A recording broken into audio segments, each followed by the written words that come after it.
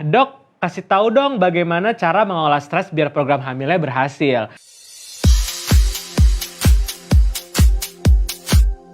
Emang aku ngerti banget nih kalau namanya lagi program hamil emang butuh panik berlebih, energi juga terkuras banyak, kadang jadi lebih sensitif kedua pasangan karena emang menanti banget program ini harus berhasil menanti buah hati gitu ya. Tapi yang paling penting untuk bisa ngeles stresnya atau nurunin banget stresnya adalah dengan usaha yang maksimal. Usaha dari kedua pasangan pastinya. Jadi dari suami juga harus diperiksa dalam kondisi yang sehat, juga jaga kesehatannya juga jangan harus hidup sehat dulu untuk sementara dan untuk seterusnya pastinya. Udah gitu sama istrinya juga nih harus dicek dulu kondisi kandungannya, hormonalnya juga udah dipastikan baik, dan ikhtiar dengan Rosvi pastinya ya. Jadi minum Rosvinya bisa rutin untuk akhirnya bisa menstabilkan dan hormonalnya juga distabil untuk programnya bisa lebih lancar. Dan yang paling penting biar nggak terlalu stres adalah jangan dengerin tetangga, jangan dengerin teman-teman arisan karena semua punya kondisi yang berbeda pada saat program hamil. Jadi fokus aja sama tujuannya, tetap minum Rosvinya rutin sama didengerin tuh program dan plan juga dari dokter. Itu semoga sih bisa membuat bisa lebih tenang dan juga bisa lebih cepat berhasil. Insya Allah didukung dengan doa. Mitos atau fakta dok, jika tidak bisa keramas waktu sedang haid. Dan alasannya kenapa ya dok? Karena kok saya pernah tuh dan langsung haidnya hanya ngeflek aja.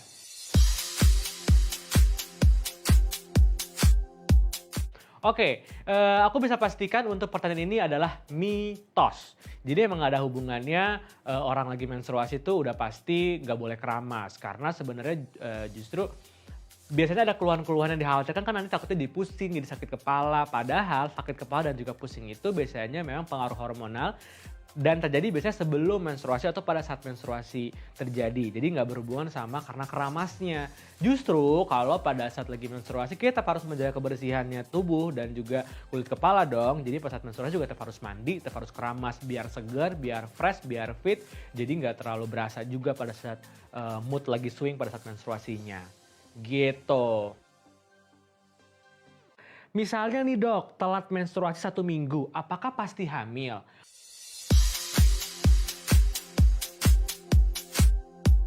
Oke, ini masih berhubungan dengan jawaban yang tadi sebelumnya. Namanya maju dan mundur atau tidak pasnya tanggal menstruasi itu berhubungan dengan hormonal dan tidak mesti udah pasti hamil. Karena itu berhubungan dengan tadi stres, pekerjaan dan juga lingkungan. Jadi pada saat maju mundurnya tanggal menstruasi di setiap bulan harus dikoreksi, salah satunya juga dengan konsumsi Rosvi dan juga dengan hidup yang sehat. Diharapkan dengan seperti itu maka jadwal menstruasi jadi lebih teratur. Tapi kalau memang mundur majunya berhubungan dengan kehamilan, biasanya harus di cross check dengan pemeriksaan pastinya. Kalau memang ada telurnya dan telah dibuahi atau telur yang sudah dibuahi atau program hamil ya pasti mundur-mundur tersebut akan berakibat hormonal dan juga bisa kelihatan di pemeriksaan dan juga berarti ya fix akan hamil. Jadi mesti dilihat nih, nggak mesti semuanya telat seminggu udah pasti hamil tuh tidak pasti seperti itu. Menstruasi pertama itu tidak kunjung datang tuh biasa karena apa ya dok?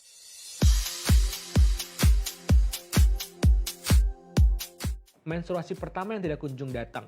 Kalau yang dimaksud adalah menarki atau awal pertama kali menstruasi, maka emang akan berbeda setiap orang gitu ya. Kalau orang apalagi di masa sekarang dengan kondisi yang lebih hektik, banyak lingkungan yang seperti sekarang, makan makanan junk food makin banyak gitu ya. Itu membuat aktivitas juga berpengaruh, itu membuat trennya orang menarki atau anak-anak pertama kali menstruasi itu bisa lebih maju. Mungkin dulu orang SMA pertama kali menstruasi, kalau sekarang mungkin SMP udah menstruasi atau bahkan ada beberapa juga yang SD kelas 6 sudah menstruasi. Nah ini sangat berbeda-beda nih. Jadi jangan ditunggu juga tapi diobservasi aja. Dipastikan pada saat udah mulai ada flek, terus mulai itu jadi rutin fleknya setiap bulan. Bisa dipastikan juga ke dokter kalau emang nggak yakin, kalau emang itu sudah menstruasi ya berarti dia sudah mengalami menstruasi. Dan kalau sudah menstruasi maka sebenarnya boleh dikasih Rosvi sebagai suplemen untuk tetap sehat gitu. Tetapi tidak perlu ditunggu karena setiap orang memang berbeda-beda usia pertama kali mens atau menarkinya gitu. Gimana cara bersihin misfi yang baik dan benar ya dok? Ya dok. Nah, sebelum kamu bersihin Misfi, ini juga banyak terjadi kesalahan di sahabat Rosvi. Walaupun sudah agak usia, tapi ternyata masih melakukan banyak kesalahan dan itu menyebabkan keputihan. Yakni cara cebok yang kurang tepat. Jadi ada beberapa sahabat Rosvi juga yang ternyata terjadi keputihan dikarenakan cara ceboknya yang salah. Beberapa masih suka cebok dengan membersihkan ke arah bagian depan. Otomatis bakteri atau kotoran di areal anus akan maju ke areal vagina dan juga membuat infeksi bakteri di sana dan menyebabkan keputihan. Jadi selain sebelum pembersihan vagina yang benar, maka part atau cara membersihkan anus pada saat BAB atau cebok juga harus diperhatikan. Itu yang pertama. Yang kedua, membersihkan Misfi cukup dengan air biasa atau air hangat. Aku tidak terlalu merekomendasikan banyak produk untuk membersihkan langsung di areal kewanitaan karena tidak sedikit juga produk yang bisa mengubah pH pada areal vagina dan juga menyebabkan keputihan. Jadi sebaiknya pada saat mandi ataupun saat cebok itu bisa sekalian dibersihkan area wanita dengan air bersih atau air hangat itu sudah cukup. Dan juga yang paling penting dan juga bisa untuk membersihkan dan kesehatan dan menjaga kesehatan organ wanita adalah dengan konsumsi Rosvi. Udah pasti juga bisa bersih dari dalam. Seperti itu. Dok, habis minum Rosvi kok jadi radang dan pilek ya? Itu kenapa ya, Dok? Oke, sebenarnya Rosvi tidak menyebabkan batuk dan pilek kecuali minum Rosvi pakai es batu dan juga air yang belum matang, jadi mungkin bisa bikin batuk pilek. Tapi, jadi biasanya nih batuk pilek tuh berhubungan sama imunitas atau mungkin kita meminum atau mengkonsumsi makanan-makanan yang menstimulasi batuk pilek kayak misal banyak yang minyak atau banyak yang terlalu dingin, es gitu atau mempunyai riwayat alergi, itu gampang banget bikin batuk pilek. Jadi pastikan minum Rosvi dalam kondisi yang fit maka akan aman-aman aja. Jadi nggak ada hubungannya Rosvi punya efek samping ke batuk pilek, itu tidak ada sama sekali. Vagina itu ada baunya nggak sih, Dok? Oke, kalau Dr. Yusri belum pernah mencium vagina, jadi nggak bisa memberikan langsung bau yang khas seperti apa. Tapi yang pasti, sahabat Rosvi bisa membuat sebuah indikator bahwa vaginanya bersih atau enggak adalah dengan yang penting tidak ada bau yang menyengat atau bau tidak sedap seperti bau amis. Kalau nggak ada bau-bauan seperti itu, maka vaginanya dalam kondisi yang bersih. Gitu. Jadi baunya netral. Agak susah menjelaskan bau netral, tapi yang pasti bau yang tidak menyengat dan bau yang tidak mengganggu. Itulah yang bisa dijelaskan. Dok, adakah efek samping dari konsumsi Rosvi? Karena beberapa konsumen mengaku lebih sering buang air kecil.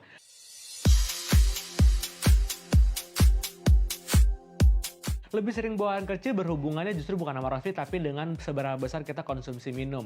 Untuk orang-orang yang memang tidak terbiasa minum air putih yang banyak, pada saat dia membuat habit baru saat minum air putih yang banyak, maka akan lebih sering buang air kecil.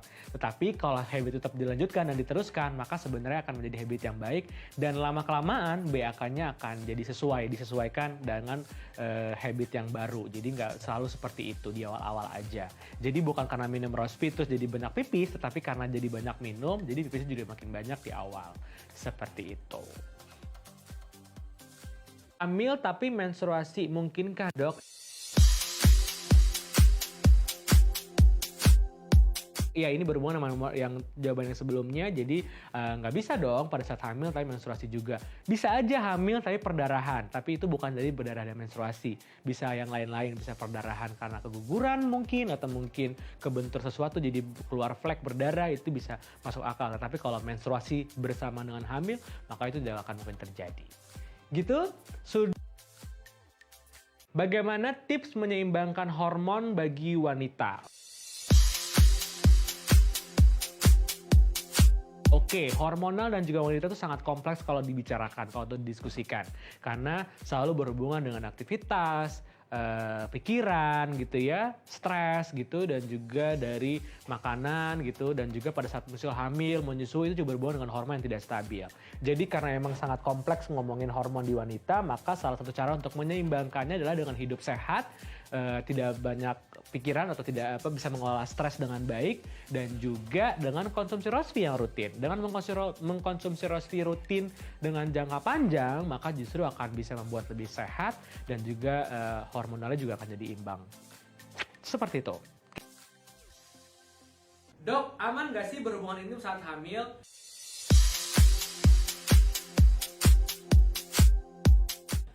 ada beberapa kondisi harus diperhatikan, tetapi justru di kehamilan-kehamilan yang udah lanjut ya, kehamilan 5 bulan ke atas, 7 bulan ke atas, gak apa banget melakukan hubungan intim karena emang sebenarnya juga bayi atau janin sudah dalam kondisi yang stabil dan justru malah nanti biasanya tuh jadi lebih gampang tuh nanti kelahirannya, karena ada beberapa juga yang kalau dokter obgyn tuh menyarankan hubungan intim kalau misalnya udah masuk HPL gak lahir, justru malah bisa menjadi faktor buat memicu untuk gampang HPL-nya jadi lancar gitu ya. Tapi kalau di usia-usia kehamilan awal sebaiknya memang jangan dulu, takutnya malah jadinya malah keguguran, malah keluar gitu.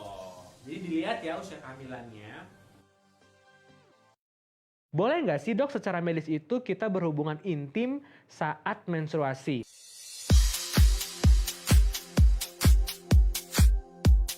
Tidak disarankan. Bukan tidak boleh sama sekali, tapi tidak pernah disarankan karena yang berhubungan dengan pertama higienitas dan juga berhubungan dengan pasti akan hormonalnya juga, karena pas menstruasi itu kan pasti sedang ngocor-ngocornya tanda petik gitu ya, lancar-lancarnya keluar. Kalau pada saat berhubungan intim ya pasti akan berhubungan dengan higienitas, bisa itu jadi infeksi atau jadi malah jadi yang lain-lain. Jadi itu yang dikhawatirkan, sehingga tidak disarankan atau tidak dianjurkan berhubungan seksual atau hubungan intim pada saat menstruasi. Berhubungan seksual saat menstruasi tetap bisa hamil, ini benar nggak dok?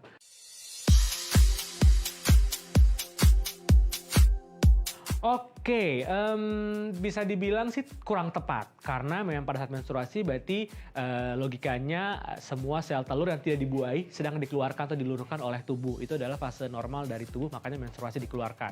Nah, jadi yang bisa bikin hamil adalah kalau kita berhubungan intim dengan pasangan pada saat masa subur, otomatis pada saat telur yang memang disiapkan untuk dibuahi oleh sel sperma, dan itu bukan pada saat siklus menstruasi atau pada saat mens, tapi pada saat memang mensnya sudah selesai. Jadi di siklus suburnya.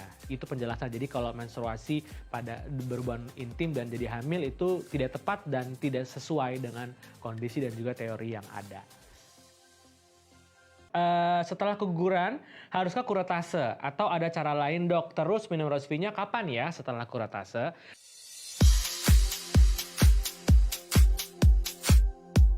Nah, untuk fokus kuretase emang sebenarnya yang harus banget bisa menjawab adalah dokter kandungan yang langsung menangani karena kondisinya akan berbeda-beda. Ada beberapa kondisi tidak perlu kuretase atau juga emang harus kuretase. Biasanya berhubungan dengan kondisi kondisi rahimnya pada saat sudah keguguran. Kalau memang sudah bersih dan biasanya di awal-awal kehamilan, biasanya emang nggak perlu kuretase. Tapi kalau emang dirasa dan hasil USG-nya masih kelihatan ada yang mesti dibersihkan, maka emang butuh kuretase. Jadi yang bisa menjawab persis kondisi seperti apa adalah dokter yang sedang menangani. Yang pasti kalau habis kuretase itu emang boleh banget minum Rosvi. Tujuan minum Rosvi setelah kuretase adalah untuk mempercepat dari luka saat membutuhkan pengobatan lebih intensif. Dan yang paling penting sahabat Rosvi harus tahu bahwa Rosvi bukan sebagai obat untuk kanker serviks, tetapi Rosvi adalah suplemen yang bisa membantu sahabat Rosvi untuk jauh dari kanker serviks. Jadi kalau yang udah kena kanker serviks, kalau dari pemeriksaannya udah kelihatan kena kanker serviks, maka harus ada pengobatan lain, bisa kemoterapi, bisa radioterapi, dan itu akan didiskusikan dan diplan sama dokter yang bersangkutan yang periksa. Jadi pentingnya untuk harus pengobatan yang intensif, selain tetap Rosvi tetap harus diminum karena Rosvi membantu dari penyembuhannya tersebut. Karena Rosvi bersifat suplemen, sekali lagi sahabat Rosvi harus ingat, Rosvi adalah suplemen, bukan obat untuk mengobati. Jadi untuk kanker serviks, untuk pengobatan kanker serviks tetap harus dilanjutkan dengan dokter, dan Rosvi hanya untuk sebagai membantu untuk bisa lebih fit dan lebih sehat. Dok, lebih bagus IVA atau pap smear ya?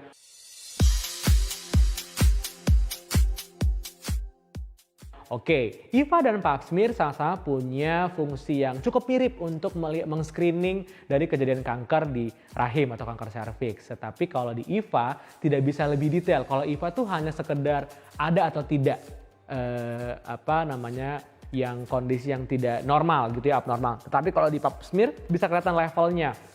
Ada level pra-kanker atau bahkan udah kankernya stadium berapa, itu lebih jelas. Jadi IVA itu screeningnya sangat, walaupun sama-sama punya fungsi yang sama, tapi kalau mau lebih detail, lebih kelihatan levelnya, maka gampangannya adalah lebih baik pap smear. IVA bisa untuk screening awal, seperti itu. Dok, boleh tahu kenapa sih bisa terjadi keputihan warna coklat?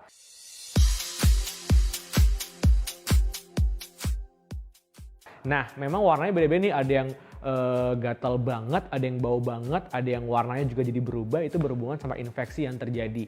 Jadi emang sebaiknya kalau sudah seperti itu, selain tetap harus minum Rosvi-nya rutin dulu, kalau emang ngerasa makin kronis gitu ya, nggak ada salahnya sambil konsul ke dokter. Tapi kalau memang pas saat minum Rosvi dan mulai ada progres better dari gatalnya atau dari warnanya jadi berkurang, nggak terlalu sampai kecoklatan, maka diterusin dulu 1 box, 2 box, 3 box, nanti kita evaluasi lagi. Harusnya sih lama-lama bisa lebih sehat lagi dan keputihannya bisa hilang. Dok, kenapa saya setelah tes pap smear malah keputihan yang nggak sembuh-sembuh ya dok?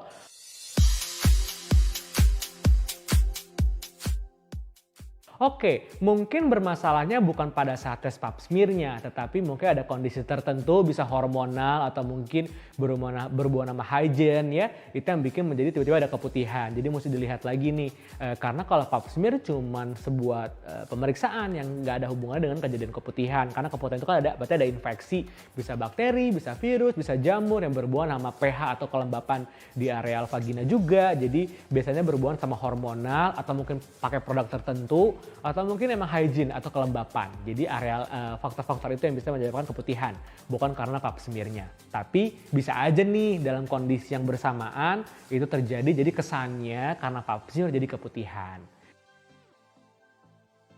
Dok, kenapa saya setelah menggunakan KB pil, haid saya tidak lancar?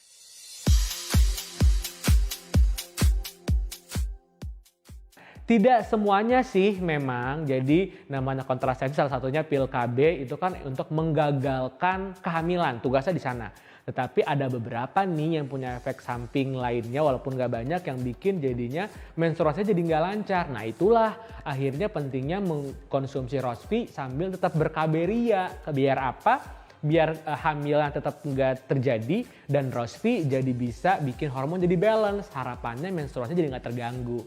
Gitu poinnya. Jadi sebenarnya kalau ada beberapa yang nanya kenapa ya, saya jawabnya mungkin efek samping dari kontrasepsi walaupun tidak semua. Tidak semua ibu-ibu seperti itu, tapi memang ada beberapa yang akhirnya bikin berantakan. Tapi biasanya dengan minum Rosvi bisa lebih stabil lagi nanti haidnya. Gitu. Jadi kalau yang punya keluhan seperti ini sebaiknya minum Rosvi 2 kali dulu nih sehari biar bisa lancar lagi haidnya. Gitu ya. Mengapa ibu hamil sering keputihan ya dok, bahkan sampai hijau? Tapi nggak gatel dok, apakah itu wajar dok? Padahal misfi saya selalu saya keringkan.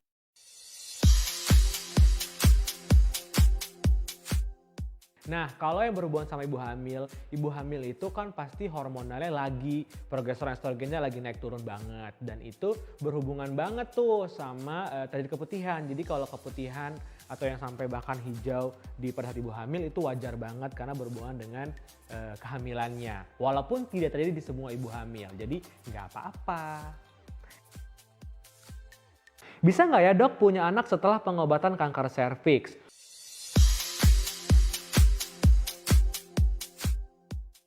Oke, ini harus dilihat nih namanya sudah kanker, stadium berapa, apakah akhirnya semua udah stadium lanjut, maka mungkin serviksnya mungkin harus diangkat, maka memang kayaknya nggak bisa punya anak. Jadi ini akan sangat kompleks penjelasannya, tergantung sejauh apa kondisi kankernya, level berapa, dan kondisi rahim, hormonalnya juga harus dilihat. Tetapi rata-rata memang kalau udah kanker serviks stadium akhir yang memang serviks harus diangkat, maka jadi emang nggak bisa punya anak karena serviks dan juga rahimnya jadi harus diangkat gitu ya, jadi nggak ada tempat untuk produksi, itu yang harus jadi diperhatikan. Dok, bagaimana pencegahan kanker serviks selain suntik HPV dan minum Rosvi?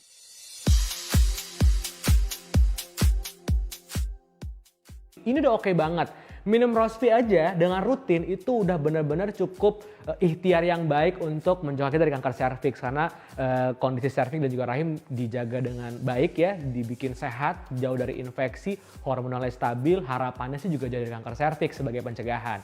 Ditambah dengan vaksin HPV itu juga oke banget. Tapi ada satu lagi nih yang cukup penting untuk bisa mencegah dari kanker serviks, yaitu melakukan pap smear yang rutin. Karena dengan melakukan pap smear kita bisa kelihatan tuh apakah ada sel-sel yang abnormal di serviks atau di vagina yang mengarah ke sana gitu. Bisa kelihatan apakah ini mengarah ke kanker atau enggak, itu bisa kelihatan, dan kalau rutin itu malah bagus banget. Jadi nggak ada salahnya juga selain minum Rospi, selain mungkin udah vaksin juga, yang paling penting adalah pap smear yang rutin setiap tahun. Gitu. Lanjut. Dok, kanker serviks itu ciri-ciri gejala awalnya apa ya?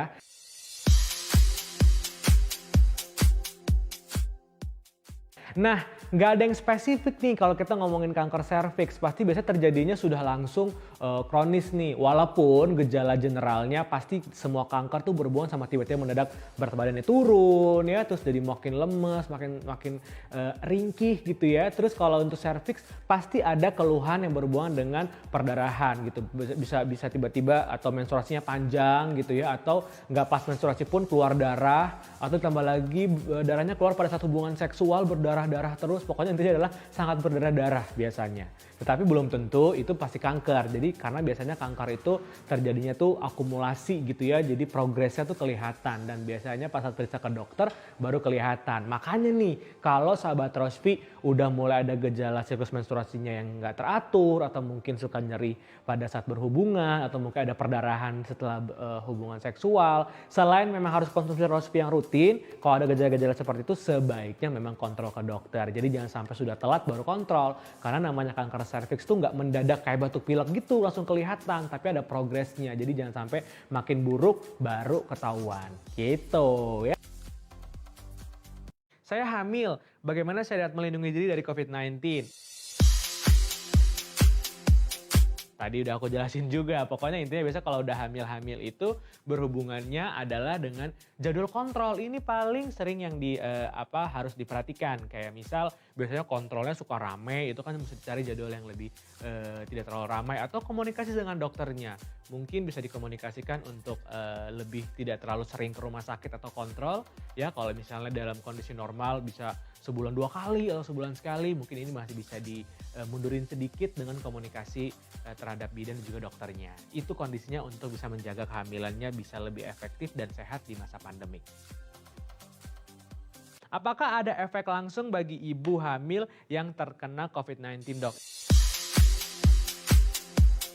Jadi kalau emang hamil itu salah satu kondisi yang bisa dibilang cukup beresiko untuk penyebaran COVID adalah kan penyakit jantung, penyakit paru-paru, penyakit metabolisme, atau berhubungan sama imunitas.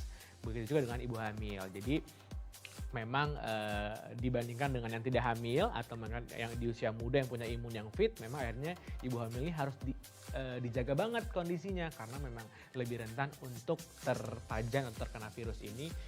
Imunnya lebih tidak bisa stabil untuk melawan dibandingkan dengan yang tidak hamil.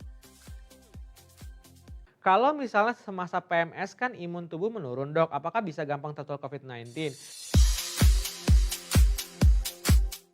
Tidak hanya PMS, apapun kondisinya, kita stres, kita kurang tidur, kita kecapean, kita banyak pikiran, itu semua berhubungan sama imunitas. Dan semua berhubungan sama imunitas, ya pasti akan berhubungan juga dengan berpotensi bisa lebih terkena gitu ya. Apalagi kalau kita sering kontak. Jadi memang akhirnya kalau kita ngomongin COVID-19, yang poin pertama adalah jaga kesehatan, jaga imunitas, dan juga meminimalisir kontak gitu. Itu poinnya.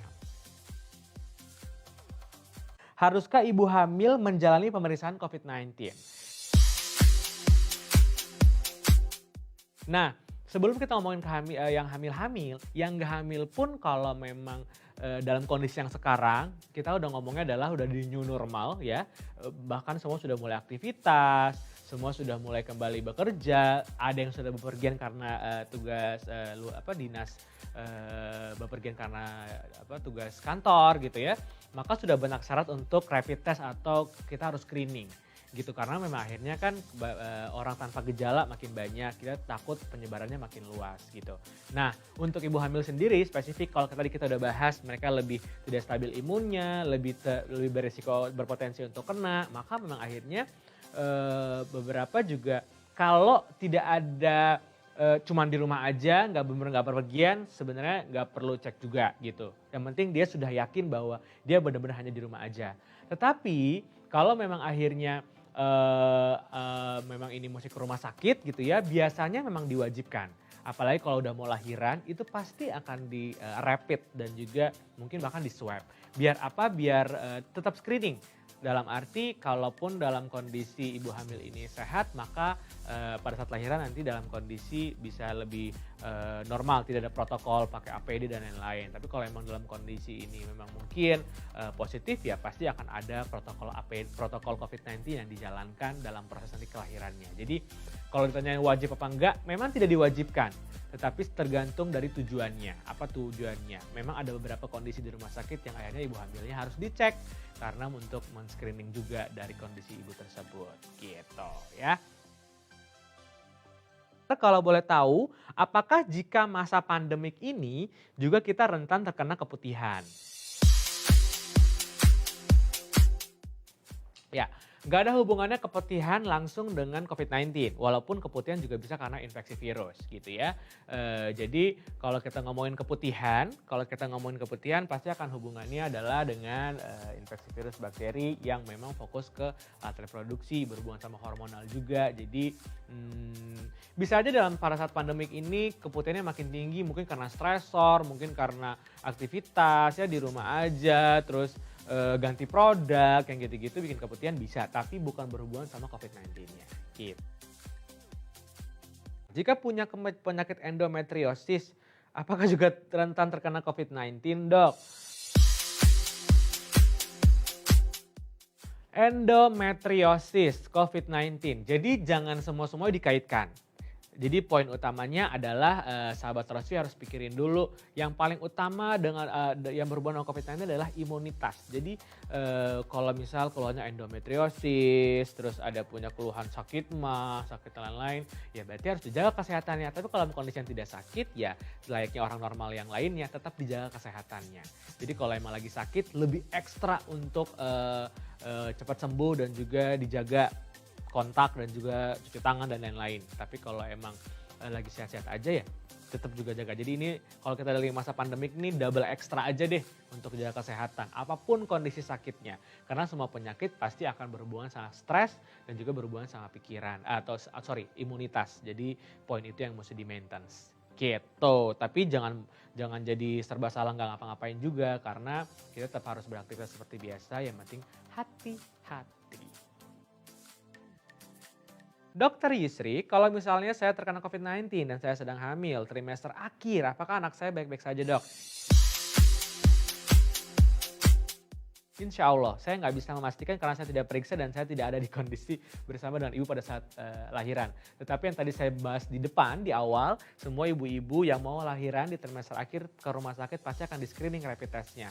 Jika positif, maka akan diberlakukan protokoler COVID-19. Jadi mungkin nanti dokter dan perawat di ruang operasi atau mungkin di ruang bersalin ya semua pasti akan pakai APD lengkap untuk menjaga dari penyebaran dan juga perburukan dari COVID-19-nya gitu. Oke. Diare, sakit tenggorokan, flu serta mual. Apakah gejala awal corona bagi ibu hamil, Dok? Oke, ini secara general. Sebelum ngomongin ke hamil, balik lagi sekalian kita mengingat-ingat lagi gejala-gejala dari COVID-19. Si COVID-19 ini kan sebuah penyakit yang baru ya, pandemik yang masih diteliti day by day di seluruh dunia. Semua riset dokter, ahli-ahli semua akan pasti setiap hari akan melihat perkembangannya dia. Dari awalnya memang terlihatnya cuman ada di saluran pernafasan, itu yang paling dominan. Tapi juga nggak sedikit ada yang hubungan juga. Ada beberapa literatur yang menyebutkan ada beberapa yang COVID-19 juga berhubungan sama ada yang kelihatan di kulit, ada juga emang diare. Tapi memang dominasinya tetap adalah saluran pernafasan yang diserang gitu ya. Jadi kalau ngomongin ibu hamil ada list gejala-gejala tadi belum tentu COVID-19. Walaupun memang gejala itu tidak bisa diremehkan, harus tetap diperiksakan. Tetapi bukan berarti kalau tadi ada gejala diare, demam, batuk di ibu hamil sudah pasti COVID-19. Sangat tidak bisa langsung di-judge seperti itu karena gejala-gejala itu juga terjadi di penyakit-penyakit lain. Bisa karena diare memang karena diare, batuk pilek karena batuk pilek biasa bukan karena COVID-19, atau kalau demamnya mungkin bisa penyakit yang lain juga karena infeksi yang lainnya gitu ya. Infeksi bakteri juga bisa ada batuk pilek dan demam gitu ya. Infeksi bakteri di usus juga bisa diare. Jadi kemungkinannya sangat banyak, jangan langsung disangkutkan dengan COVID-19. Dokter, saya sembuh dari kanker serviks. Dan di masa pandemik seperti ini, apakah saya ada kemungkinan terkena atau tertular COVID-19, dok? Seperti yang tadi tumor rahim, kalau memang benar-benar sudah dinyatakan sembuh, insya Allah sih protokolnya seperti orang sehat pada umumnya. Tapi kalau memang mesti harus ada yang kontrol atau mungkin masih dievaluasi sama dokternya atau ditakutkan mungkin kankernya masih ada beberapa treatment lagi, itu berarti ya masuk dalam kategori yang memang lebih berpotensi atau beresiko terkena COVID-19 dibandingkan orang yang sehat. Jadi ini lebih ke hati-hati dan dipastikan sendiri kondisi penyakitnya dengan dokter. Kalau yang udah benar-benar sembuh, maka benar-benar jaga kesehatan seperti orang sehat pada umumnya. Tapi kalau memang masih punya riwayat atau mungkin masih ada sedikit yang mesti diobati, maka harus lebih ekstra hati-hati di rumah aja, jaga kesehatan. Bila perlu benar-benar nggak usah kemana-mana untuk menghindari kontak karena itu termasuk dalam kategori atau orang-orang yang di list punya faktor risiko bisa lebih terkena. Dokter, kalau saya punya riwayat sakit tumor rahim, apakah juga rentan terkena COVID-19? Tumor rahim, balik lagi, apapun penyakitnya yang berhubungan sama imunitas, emang kita mesti hati-hati ya. Apalagi kalau berhubungan sama kanker ya, kayak yang mesti hati-hati banget nih selain tadi ibu hamil, perhatiin. Yang berhubungan sama kanker, terus kanker apapun, terus kita berhubungan juga dengan penyakit jantung, penyakit paru-paru, atau penyakit metabolisme kayak misal ginjal atau mungkin habis rawat inap karena sakit tertentu gitu ya, yang punya pengobatan lama, nah itu yang harus berhubungan. Kalau cuma riwayat tumor dan tumornya sudah diangkat, sudah sehat-sehat aja ya dianggap sehat seperti yang lainnya, jadi jaga protokol kesehatannya seperti orang normal sehat pada umumnya, bukan lagi penyakitnya. Karena cuma riwayat, bukan yang lagi sakit, itu poinnya.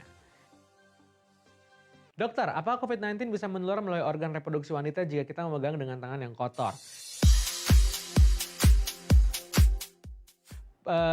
Sebenarnya masuk awal pasti dihirup lewat mulut dan juga cairan mata ya, itu yang paling bisa cepat gampang masuk. Tapi kalau emang sudah kita kontak dan juga kita saling kontak ke yang lain, ya dikhawatirkan lambat laun bisa juga COVID-19 juga tidak terlihat gitu ya. Jadi yang paling penting adalah menjaga kebersihan. Kalau selama menjaga kebersihan, rajin cuci tangan dan lain-lain ya, maka tidak perlu dikhawatirkan sampai ke organ reproduksi dipegang apa enggak gitu ya.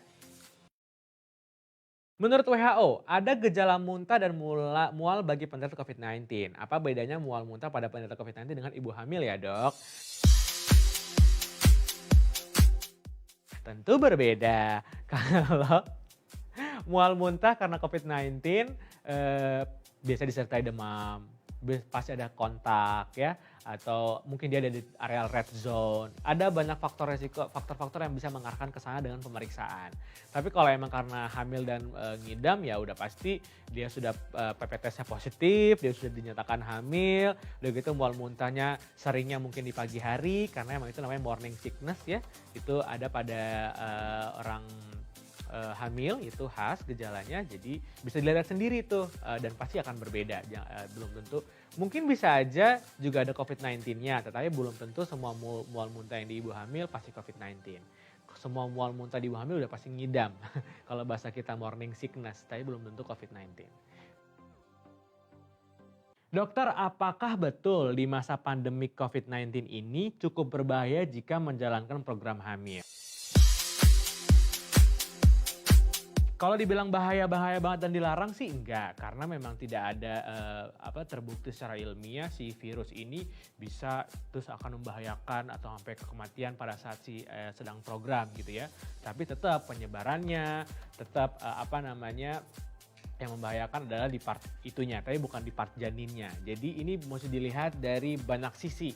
Kenapa akhirnya banyak juga dokter-dokter yang menyarankan atau menghimbau untuk sebaiknya jangan program dulu, karena itu lebih dikhawatirkan kalau nanti pada saat kehamilan itu terjadi, maka akan repot banget nih untuk kontrolnya, atau akan repot banget kalau lagi sakit ke rumah sakitnya, karena emang sekarang kan lagi dalam kondisi yang pandemik, atau akan juga jadi agak susah untuk ibu hamil kan salah satu kondisi imunnya juga tidak stabil. Takutnya nih hamilnya di masa pandemik membuat imunnya jadi nggak stabil, takutnya malah jadi membahayakan kondisi ibunya. Jadi kalau memang ada pilihan untuk ditunda, maka sebaiknya ditunda. Tapi kalau emang udah hamil, ya berarti tetap dijaga untuk tetap sehat, dijaga imunnya. Terus yang paling penting adalah mesti lebih banyak komunikasi sama dokter. Jadi bisa ditanyain kira-kira ada nggak kalau kontrol hari ini bisa ditunda, dikontrol hari yang lain di saat yang mungkin tidak terlalu banyak yang kontrol, jadwalnya bisa diatur untuk meminimalisir kontak juga. Atau mungkin bisa ditanya ke dokter objinnya atau dokter kandungannya apakah punya jadwal praktek yang di klinik pribadi atau mungkin di klinik-klinik lain yang lebih sepi. Intinya tetap dalam kondisi hamil atau dalam kondisi tidak hamil, semua meminimalisir kontak karena poinnya dari situ. Gitu. Jadi jawabannya kalau sudah hamil ya silakan diteruskan kehamilannya dijaga. Kalau memang lagi mau program, mungkin masih bisa dipikirkan dulu. Dok, khusus bagi kesehatan wanita, persiapan apa nih yang harus lebih diperhatikan terkait tentang periode new normal? Oke, new normal itu harus dihadapin oleh kita dengan sangat efektif dan maksimal. Jadi karena normal ini bukan berarti kita sudah kembali ke normal sebelum pandemik, tapi kita dihadapkan dalam kondisi yang mesti lebih adaptif untuk menjaga kesehatan. Jadi kalau kita ngomong spesifik atau khusus untuk wanita, pasti jaga kesehatannya, jaga imunnya sudah harus lebih diperhatikan, karena pasti akan berhubung, kalau namanya wanita di rumah, ibu rumah tangga pasti akan ngurusnya itu satu rumah. Jadi pastikan ibunya fit dulu, ibunya sehat dulu. Untuk apa? Akhirnya bisa maksimal ngurusin keluarga. Basicnya sama kayak yang lain, new normal itu ya pasti kita tetap harus jaga jarak, kita harus tetap cuci tangan, selalu pakai masker, bahkan dari WHO sudah ada info yang terupdate, pakai masker itu tidak selalu harus masker kain. Ini yang harus diingat.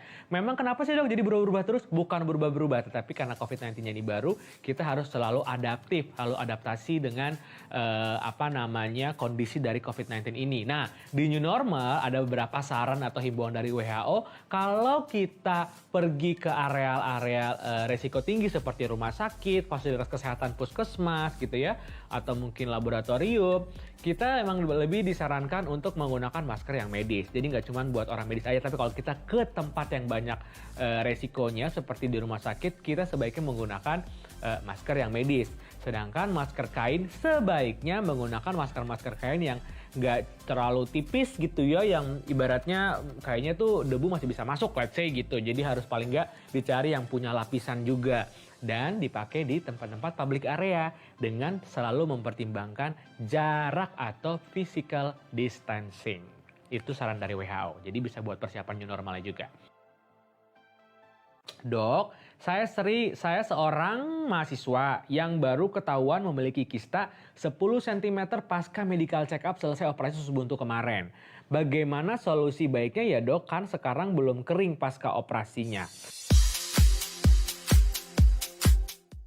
Oke, kalau kistanya memang tidak ada keluhan, kistanya baik-baik aja, apalagi baru ketemu pada saat screening, berarti kan kistanya tidak ada keluhan tuh, karena pada saat screening usus buntu baru kelihatan. Jadi menurut saya, tidak usah terlalu difokusin ke sana dulu. Yang penting operasi sudah lancar, luka operasi sudah kering, kamu sudah kembali fit lagi, baru kita fokus ke pemeriksaan kistanya. Boleh nggak kistanya diminumin Rospi dulu dok sementara? Boleh banget. Kalau sekarang kamu langsung minum Rospi untuk si kistanya, mungkin juga bisa mempercepat dari penyembuhan luka pasca operasi kamu. Karena di Rospi punya efek untuk anti peradangan. Jadi bisa untuk healing perlukaan juga lebih cepat untuk mengering. gitu. Jadi ini bisa banget digunakan untuk pasca operasi kamu biar lukanya juga cepat sembuh, diminum sambil diminum untuk nanti stabilin hormon, untuk harapannya kista kamu juga nanti akan berpengaruh ke sana dengan minum Rosvi. Bisa mungkin lebih kecil atau mungkin bahkan jadi progres menstruasi lebih lancar, terus kistanya mungkin bisa jadi berkurang dan tidak bertambah. Harapan itu yang kita akan kita observe bersama-sama. Jadi tidak perlu buru-buru dulu untuk kistanya, fokus ke penyembuhan kamu dulu, setelah itu baru kita fokus ke kista. Kalau sekarang minum Rosvi, silahkan. Begitu. Amankah penggunaan produk pembersih khusus area vagina secara langsung, dok? Seperti penggunaan panty liner setiap hari saat keputihan, penggunaan pelembab, krim, bedak, dan semprotan yang mungkin pH tidak cocok yang penggunaannya langsung terkena di area organ vital wanita. Terus yang kedua juga ini mirip sekalian. Apakah akan membuat vagina menjadi kering karena adanya kemungkinan penggunaan pembersih kewanitaan akan mengganggu mikroba atau bakteri baik dalam vagina? Tolong penjelasannya, dok, dan bagaimana solusi serta tips-tips preventif untuk kesehatan kewanitaan tetap terjaga. Intinya adalah dua pertanyaan ini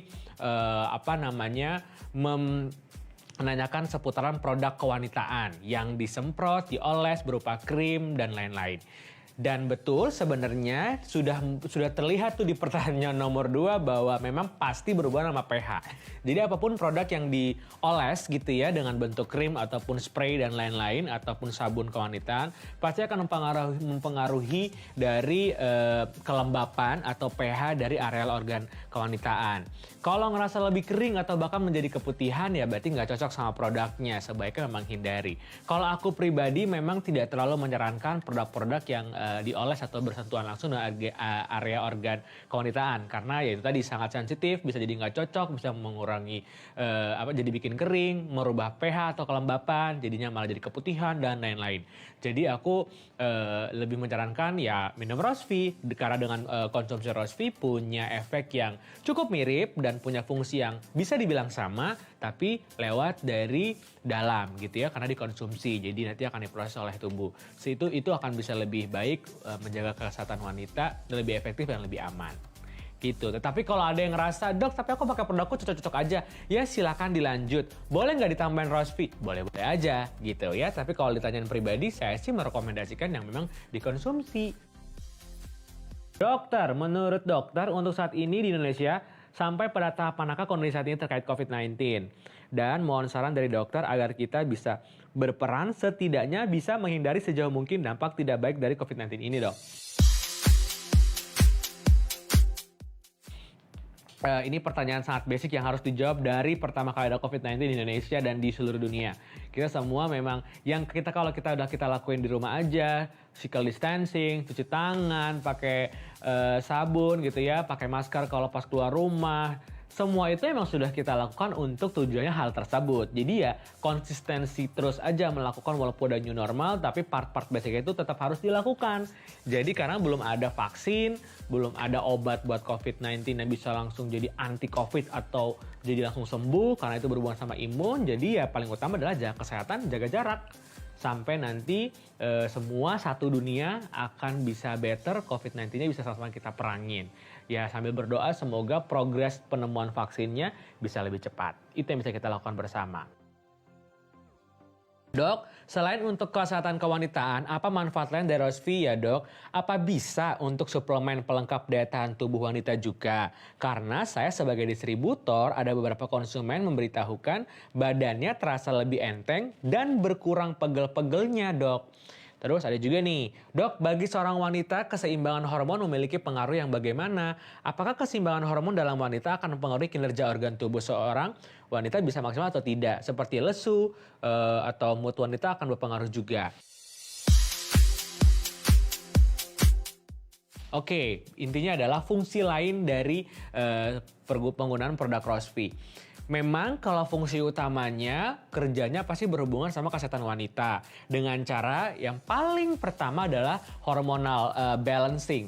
Dengan balance hormon, harapannya ya nanti menstruasinya bisa lebih lancar, siklus menstruasi teratur. Udah gitu, kalau siklus menstruasi teratur atau siklus menstruasinya teratur dan juga mens jadi lancar gitu ya pasti akan mempengaruhi dari kinerja tubuh juga. Badan juga lebih enteng, lebih seger, lebih fit, lebih semangat, mood juga jadi nggak swing. Jadi emang itu ada hubungan kaitan. Walaupun memang Rosvi tidak punya fungsi utama langsung untuk imunitas gitu ya, tetapi dengan cara kerja hormonal balancingnya itu punya efek juga yang berasa kepada keseluruhan dari vitalitas atau stamina tubuh gitu. Jadi karena poinnya menstabilkan hormon, lancarin heads, jadi moodnya juga jadi bagus, badannya lebih enteng, bisa lebih ngerasa lebih fit, memang ada hubungannya.